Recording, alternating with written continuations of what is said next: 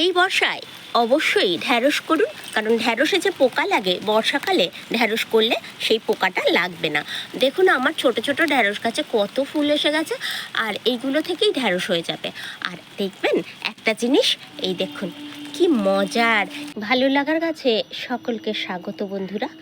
আশা করি আপনারা ভালো আছেন, আর সকলের শুভেচ্ছায় আমিও ভালো আছি। বৃষ্টি হওয়া মানেই আমাদের মতন ছাদ বাগানিদের ভীষণ আনন্দের একটা সময়, কারণ যে কোনো গাছের যে কোনো ডাল বা দানা বা গাছ আমরা এই সময় পুঁতি না কেন, আমাদের সেই গাছটা হবে ভীষণ সুন্দর, সবুজ সতেজ, আর সেও যেন প্রাণ ফিরে পাবে। বৃষ্টিতে কতগুলো জিনিস আমাদের মনে রাখতে হবে। আপনাদের সামনে দেখাই, তার আগে আমি দেখাই আমার আমড়া গাছটার চেহারা। বৃষ্টিতে ও কত আনন্দ পেয়েছে সে তো ওর পাতা দেখেই বুঝতে পারছেন। তবে এই আমড়া গাছটা গরমেও এরকম সবুজই ছিল। জবা গাছ আর কাঞ্চন গাছের ছায়াতে ও মাঝখানে গুটিসুটি মেরে ছিল, আর যার জন্যেই ওর পাতাগুলো এতটাই সবুজ আছে। বৃষ্টি তো শুরু হলো 1-2 দিন, কিন্তু ওর সবুজ পাতা ভীষণ সুন্দর হয়ে রয়েছে পুরো গরমকালেই, কোনো সমস্যা হয়নি। আর তাই বোধহয় ওর এত সুন্দর ফল। আর এই আমড়াগুলো বিলিতি আমড়া, আর এই আমড়াটা 12 মাসি আমড়া। আপনারা যদি এরকম ফল গাছ লাগাতে চান অবশ্যই 12 মাসি গাছই লাগাবেন। সাথে সাথে আমাদের 12 মাস যদি এরকম 1-2 ফল ঝুলতে থাকে সেটা দেখতে খুব ভাল লাগে। এই বর্ষায় কি কি সবজি করবেন চট করে বলে দিই। তার আগে বলি, চ্যানেলটা যদি ভালো লেগে থাকে অবশ্যই একটা লাইক করবেন, কমেন্ট করবেন, শেয়ার করে সাবস্ক্রাইব করে দেবেন। দেখুন আমার লঙ্কা গাছটা টবেই ছিল, আমি এটাকে লাগিয়ে দিয়েছি, আর ফুল চলে এসছে প্রচুর পরিমাণে। বর্ষায় লঙ্কা একটা চাহিদা খুব হয়, আর সেই লঙ্কা গাছ যদি আমরা ছাদে লাগাতে পারি ভীষণ ভালো হয়। এখানে উঠছে চাল কুমড়োর দানা, আর এখানে আমি দিয়ে দিয়েছি ছোট ছোট ঝিঙের দানা। আর এই বড় ঝিঙের গাছটা তো অনেক দিন আগে থেকেই দেখিয়েছি, 2-4টে তো বড় বড় তুলেছি, আর এই ছোট ছোট ঝিঙে। এই বর্ষায় অবশ্যই ঢ্যাঁড়স করুন, কারণ ঢ্যাঁড়সে যে পোকা লাগে বর্ষাকালে ঢ্যাঁড়স করলে সেই পোকাটা লাগবে না। দেখুন আমার ছোট ছোট ঢ্যাঁড়স গাছে কত ফুল এসে গেছে, আর এইগুলো থেকেই ঢ্যাঁড়স হয়ে যাবে। আর দেখবেন একটা জিনিস, এই দেখুন কি মজার। এই যে পুঁইশাক গাছগুলো আমি দানা পুঁতেছিলাম, আর সেই গাছগুলো যখন রোপণ করেছিলাম এই মাটিতে তখন আপনাদের দেখিয়েছি, আর তারা কি সুন্দর হয়েছে দেখুন।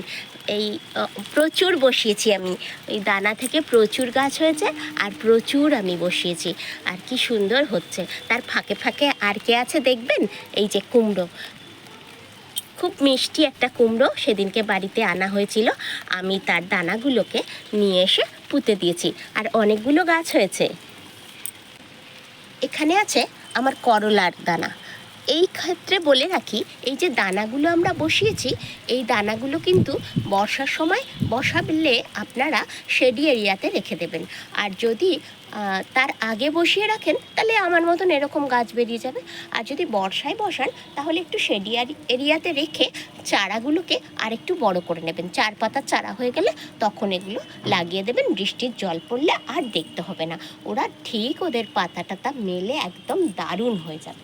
আমার শেডি এরিয়াতে ঝিঙের দানা লাগানো ছিল, আর এরা বেশ সুন্দর বড় হয়ে গেছে, এইবার ওদেরকে লাগিয়ে দেবো। আর এখানে আপনারা দেখতে পাচ্ছেন কি না জানি না, এখানে দেখুন লঙ্কার দানা।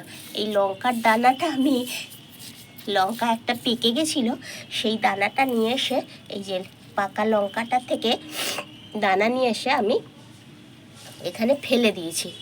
তো ফেলে চলে গেছি, আর দেরি করতে পারিনি, তো সেই জন্য এইগুলোকে একটু মাটির ভেতরে বসিয়ে দিচ্ছি। এইখানে করলার দানাও আছে, তারপরে এই লঙ্কার দানাগুলো একটু মাটির এই বালি আর ভার্মি কম্পোস্ট মেশানো আমার এই চারা করার জায়গাটা, এই জায়গাটাতে বসিয়ে দিচ্ছি। আর এই যে বলছিলাম অনেক কুমড়ো গাছ বসিয়েছি, এই যে দেখুন এই কুমড়ো গাছগুলো উঠছে। আর এখানেও পুঁই শাক হয়েছে, আর পুঁই শাকগুলো খুব সবুজ আর বেশ মোটা মোটাই হবে বলে মনে হচ্ছে। আর এখানেও ছোট ছোট ঢ্যাঁড়স গাছে প্রচুর ঢ্যাঁড়সের কুড়ি চলে এসেছে। ভিজে ভিজে ছাদের কাজ করতেও খুব ভাল লাগে, বিশেষত গাছের কাজ করতেই আর কি। তো গাছের সাথে মনে হয় আমরাও ভিজি। তো আমার তো মনে হয়, আপনাদের কি মনে হয় অবশ্যই কমেন্ট করে জানাবেন। আমার এই উচ্ছে গাছটা নিজে থেকেই হয়েছিল, এই বস্তার মধ্যে হয়েছিল, আর আমি ওকে ফেলিনি, এখানেই ওকে আমি রেখে দিয়েছি। আর এই উচ্ছে পাতার ডাল খেতে ভীষণ ভাল লাগে। এমনি উচ্ছের ডাল তো ভালোই লাগে, তার সাথে এই উচ্ছে পাতার ডাল বা উচ্ছে পাতা বড়া খুব ভালো লাগে। এগুলো রয়েছে বড় বড়, এই সবুজ সবুজ পাতাগুলো দিয়ে ডাল খেতে বা বড়া খেতে খুব ভাল লাগে। জ্বর টর হলে তখন এই উচ্ছের বড়া খেলে মুখটা রুচি ফিরে আসে। আর এই উচ্ছে গাছটা ভীষণ সুন্দরভাবে হচ্ছে, আর প্রচুর উচ্ছে আমরা এর থেকে পেয়েছি। উচ্ছে গাছে ফুলও হয়ে রয়েছে, আর কুড়ি এই যে ছোট ছোট উচ্ছে ধরেছে, দেখুন অনেক উচ্ছে ধরেছে ছোট ছোট করে। তো কিচেন ওয়েস্ট কম্পোস্ট ফেলেছিলাম ওই বস্তাটায়, এবং সেখান থেকেই এই গাছটাকে আমি পেয়েছি। তা ওকে আমি আর তুলিনি, ও দিব্যি আমাদের উচ্ছে দিয়ে যাচ্ছে। আর তার সাথে সাথে ওর একটা পাকা উচ্ছে আমি আবার ওইখানে ফেলে দিয়েছি এই বস্তাটায়।